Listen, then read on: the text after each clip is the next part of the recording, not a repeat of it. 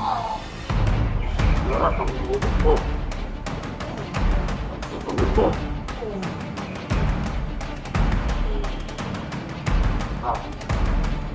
na niya mga tol para sumunod sa kanya mga tol.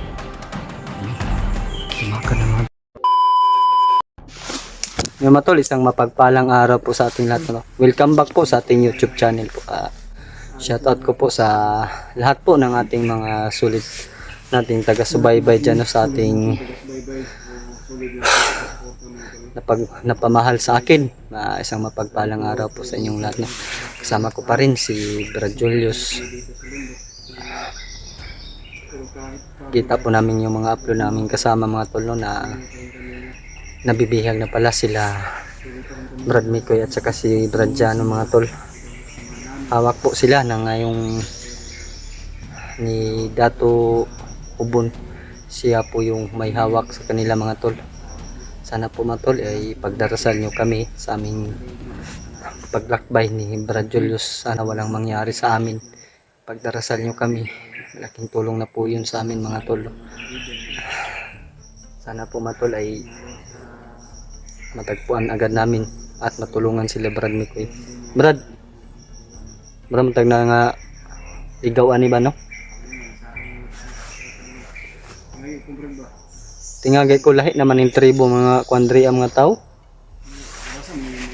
Gahin nagbasa yung comment no, mga kanibal na lagi daw. Matol. Sana po matol ay okay lang sila Brad Mikoy dyan no? Sana po ay ma-share nyo tong video namin sa aming lahat ng mga kasamaan mga tol. Malaking tulong at sana po ay matulungan nila kami dito sa aming mga problema mga tol.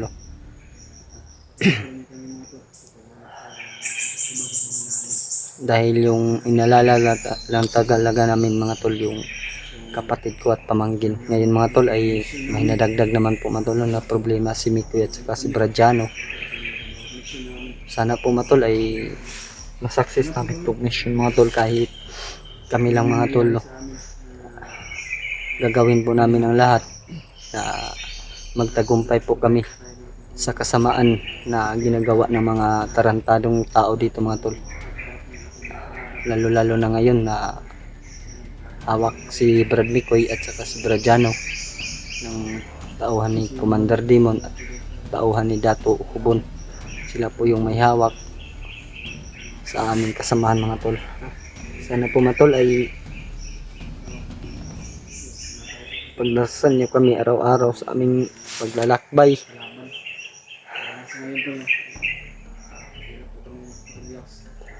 Ito na tayo nakapag-relax mga tol.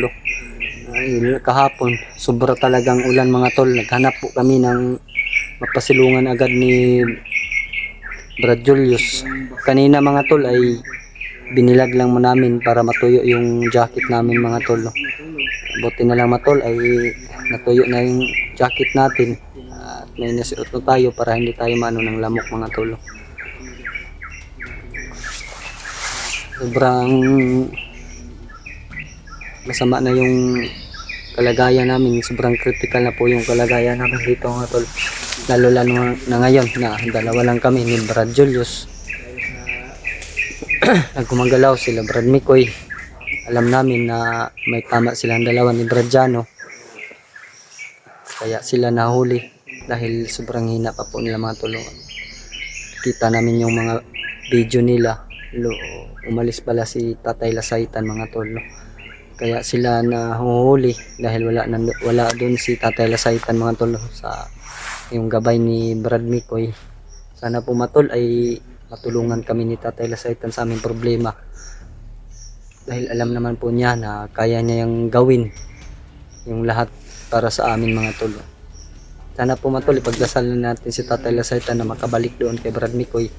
Kung nasaan si Brad Mikoy ngayon, si Jano mga tol. Hindi talaga namin nasaan ang mga pangyayari dito mga tol. Gusto man namin bumaba. Kayo gusto rin ninyong bumaba kami na pagkatapos sa paggamot sa akin, pero may problema pa po talaga mga tol. Nalalaro ko talaga yung kapatid ko kaya sila Brad Mikoy sumama na din sa akin, hindi na bumaba. Kaya utang na loob ko po yung nangyari sa kanila ngayon mga tol. Kay Brad Jano, kay Brad Mikoy, kung bumaba lang agad kami at makapagpahinga, siguro po matol wala nangyayari sa amin ngayon, kina Brad Mikoy at saka Brad Jano. Pasensya na po talaga matol na nagawa namin na hindi bumaba, dahil may tutulungan pa naman po talaga kami mga tol. Yung kapatid ko talaga mga tol, siya po yung target namin na makuha, at saka yung pamangkin ko mga tol. Nag-alala po talaga ako sa bata mga tol. Ulan init dito sa bundok, hindi namin alam kung ano nang nangyayari sa kanilang dalawa. Kahit ano po mga tol, wala na kaming kinakain na ano dito ni Brad Julius. Humahanap talaga kami ng paraan mga tol para may mailagay lang talaga sa aming sikmura. Kahit ano, madaanan mga tol na pagkain, kagaya nitong karlang nasa ano ko mga tol likuran, may nakukuha kami, niluluto namin, ihaw namin mga tol. Brad Ineta.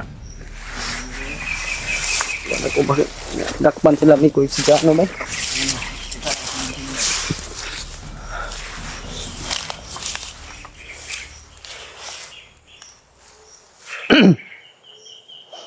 Wala ka nag-ilis na bro? Na ako lang gibulagyan akong kon jacket. Das mo.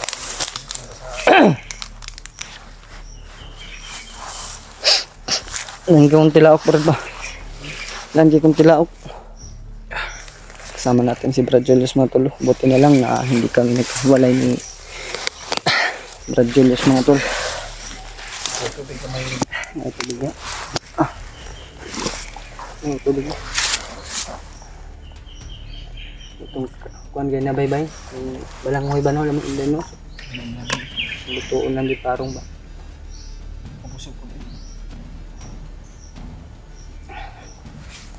Inuuna talaga natin yung mga alaga natin dun sa patag, kaya natin pinauwi si Gerald no. Dahil tumawag si Adrian sa amin na ano daw, wala na silang makain doon, kaya nag-decide kaming apat noon na pababain si Gerald at makauwi at makadala ng pagkain.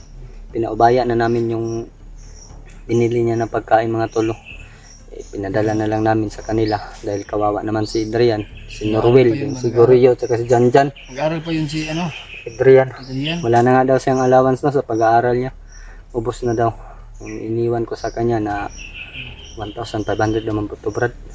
Pila na bulan na tadri ah. Sobrang tagal na yun. Sana na matulungan talaga natin si Adrian na makapagtapos ng pag-aaral ba. Kasi gusto niya talagang makatapos ng pag-aaral.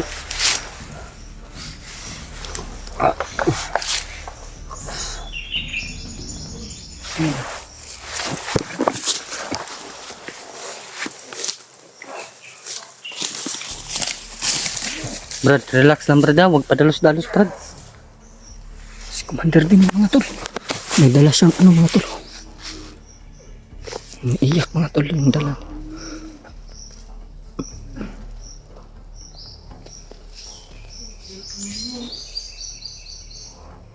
Siguro mga tol, ito yung kunan nila ng laman loob mga tol.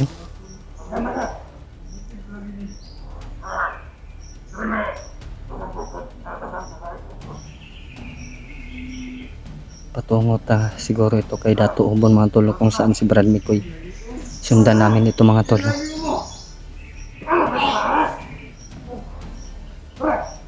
Sundan namin ito mga tol.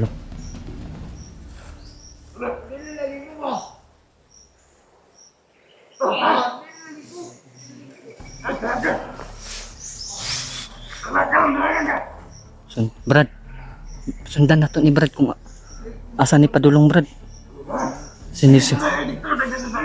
Sigurado ako Brad na patungo ito kay Dato Ubon kung saan sila Brad Mikoy ngayon.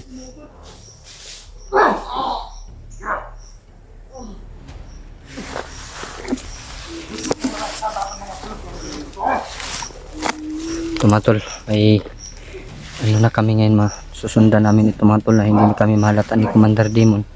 Alam namin na wala kaming laban nito kahit Commander Demon mga tol.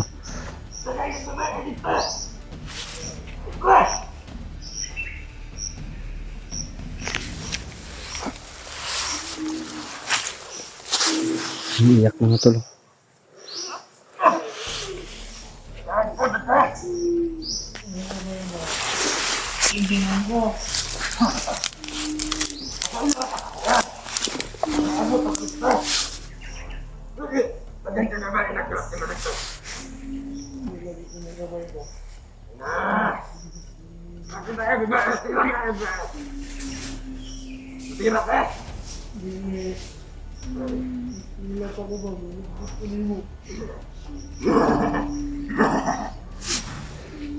Ayak na kumain.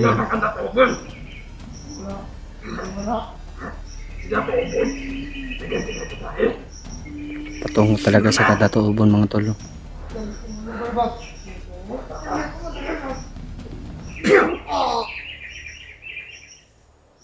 Orasyon na niya mga tol.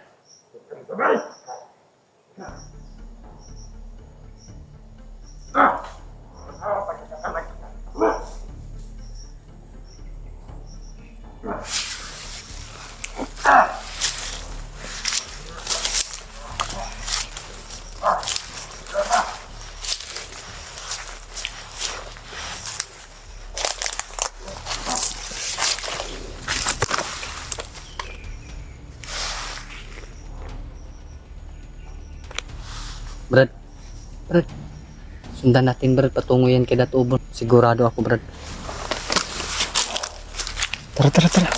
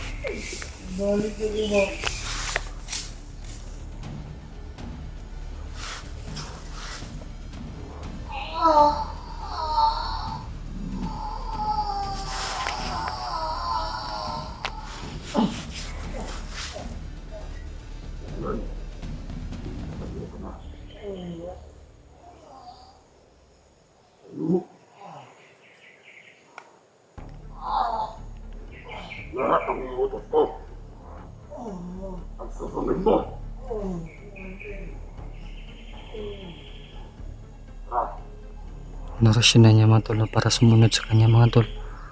Ayun, lumakad na mga tol. Hindi na nahirapan si Commander Demon mga tol. Pandamay na unsa naman yung mga tao ron dali. Tara.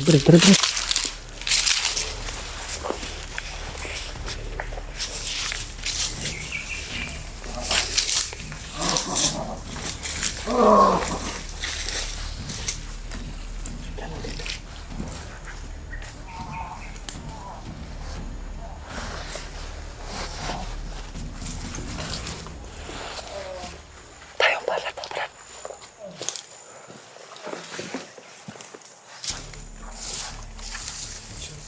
Sure na kung ano nga. Sila to mga dito na kulak. Balik. Pag ko na kasi nga sila Brad Pico ito. Magayin na lang kung konsa. Sakit na lang pa ako, Brad. Ano lang boats pa. Huwag gagawin ko yung lahat para mailigtas natin yung camp natin. Saka yung kapatid at pamangkin ko.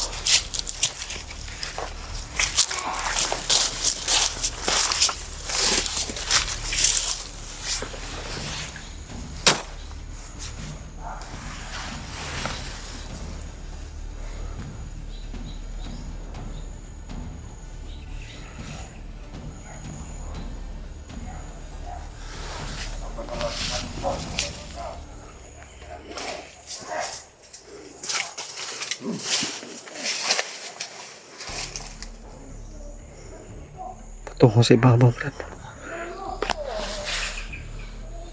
Brad, parang boses ng kapatid ko yun, Brad, ah. Boses ng pati mo. Oh.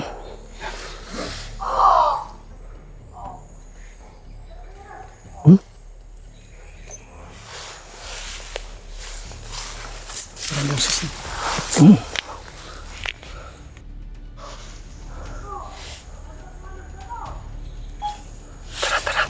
Sige natin.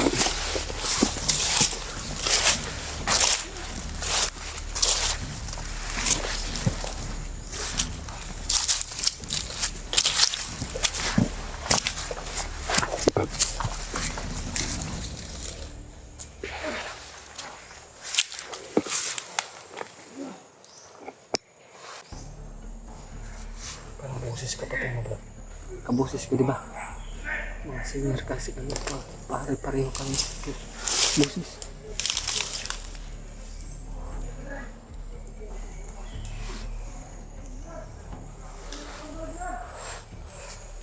Lagi, Brad.